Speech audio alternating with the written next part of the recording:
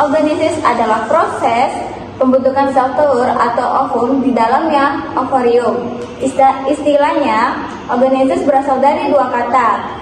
Dalam bahasa Latin yaitu oocyte dan genesis. Oocyte berarti sel telur dan genesis adalah pembuatannya, maka istilah oogenesis adalah proses pembuatan sel telur. Oleh sebab itu, oogenesis sudah terjadi sejak bayi perempuan berada dalam kandungan. Tepatnya terjadi pada saat janin berusia 5 bulan. Apa aja sih proses oogenesis? Proses pembuatan sel telur dimulai dengan perkembangan oosit primer yang terjadi melalui transformasi oogonia menjadi oosit primer.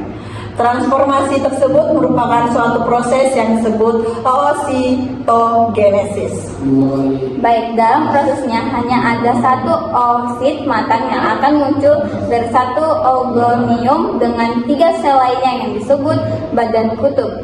Oositogenesis pun selesai ketika sebelum atau setelah kelahiran. Oogenesis ini hanya terjadi pada wanita dan hewan betina saja di dalam ovarium oleh sel folikel. Sementara pada laki-laki atau hewan jantan yang terjadi adalah spermatogenesis, yaitu proses pembentukan sel sperma. Jadi, oogenesis mempunyai 4 tahap. Yang pertama, tahap oogonium. Sel induk oogonium membelah secara mitosis. Hasil oosit primer diploid 2N. Yang kedua, tahap oosit primer, tahap prolaget atau proses panjang. Oosit primer memasuki proses pertama, meiosis pertama, dan terhenti ditahan hingga masa pubertas. Di dalam oosit primer ini terdapat inti. Inti mengandung kromosom dikropatid. Kromosom yang telah mengganda terdiri dari 2 kromatid saudara. Yang pertama ada sentriol. Sepasang sentriol berfungsi sebagai pusat pengorganisasian mikrotubulus. Yang kedua ada peralatan spindle. Sentriol akan membentuk gelondong pembelahan sipel aparatus yang terdiri dari mikrotubulus. Struktur ini intinya berperan untuk memisahkan kromosom homolog. Dan yang terakhir ada folikel primordial melindungi oosit. Tahap yang ketiga, tahap pematangan atau bisa disebut setelah pubertas. Setiap bulan, satu oosit primer meneruskan meiosis pertama. Meiosis pertama selesai menghasilkan satu oosit sekunder haploid atau bisa dibilang N dan satu badan polar pertama. Oosit sekunder langsung memasuki meiosis kedua dan terhenti di metafase 2. Dan tahap yang terakhir ada tahap ovulasi dan fertilisasi. Ovulasi oosit sekunder bersama peralatan spindlenya yang aktif di metafase kedua dilepas dari ovarium. Fertilasi, jika bertemu sperma, oosit sekunder menyelesaikan meiosis kedua. Hasil terakhir, satu ovum, sel telur matang, yang sifat membentuk zigot. Kok sifat? Yang siap. Gak apa-apa, dia potong aja. Oke, belum ya. Hasil akhir, satu ovum, sel telur matang yang siap membentuk zigot dan satu badan polar kedua.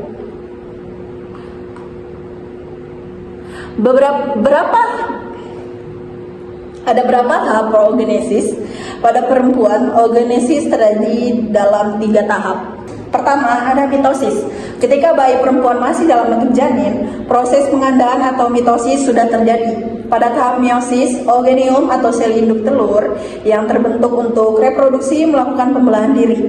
Satu sel oogonium akan membelah menjadi 2 sel, lalu 2 sel membelah menjadi 4 sel, kemudian 4 sel membelah menjadi 8 sel, dan begitu seterusnya sampai membentuk oosit primer. Oosit primer sendiri memiliki 46 kromosom dan bersifat diploid atau berpasangan. Saat setelah lahir, seorang bayi perempuan akan membawa sekitar 1 juta oosit primer. Oosit primer ini akan mengalami masa istirahat sampai bayi perempuan tersebut mencapai usia pubertas. Tahap kedua ada meiosis pertama. Proses meiosis pertama terjadi ketika perempuan mencapai usia pubertasnya. Di tahap ini, oosit primer akan membelah diri menjadi 2 sel yang berbeda ukuran. Kedua sel tersebut bersifat haploid atau memiliki kromosom yang tidak berpasangan.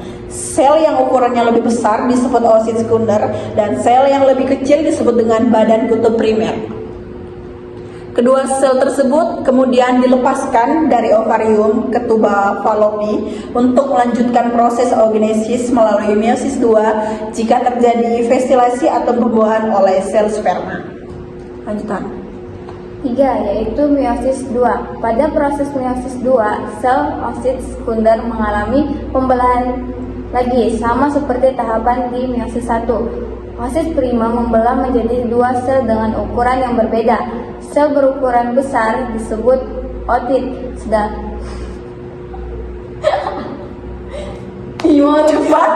ootit. Sel berukuran besar disebut ootit dan sel yang berukuran kecil disebut badan kutub sekunder. Selain itu, sel badan kutub primer juga membelah diri menjadi dua sel badan kutub sekunder. Dengan begitu, proses meiosis 2 akan menghasilkan satu sel ootit dan 3 badan kutub sekunder.